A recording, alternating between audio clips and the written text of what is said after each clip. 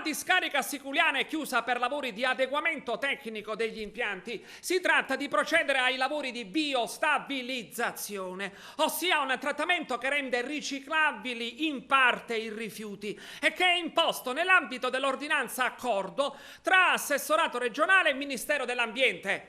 I rifiuti agrigentini viaggiano dunque con ovvie difficoltà verso la discarica Motta Sant'Anastasia in provincia di Catania. L'intervista all'assessore Mimmo Fontana, al microfono di Irene Milisenda. Emergenza rifiuti in tutta la Sicilia, come si sta procedendo?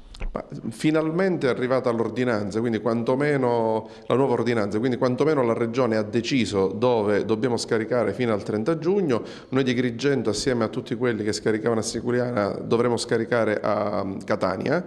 Questo, così come è già avvenuto l'estate scorsa, comporterà un costo più che raddoppiato per i cittadini agrigentini, quindi è bene questo chiarirlo immediatamente, ed è la ragione per cui ci stiamo adoperando per cercare di capire se a partire da luglio ci possono essere soluzioni meno costose per i cittadini.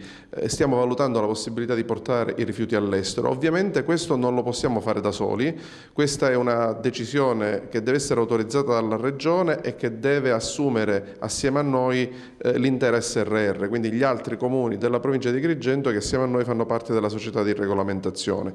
Noi ovviamente siamo quelli più attivi, siamo quelli che si stanno in questo momento muovendo per trovarle queste soluzioni. Qualora riusciremo a trovarle, le proporremo a tutti gli altri.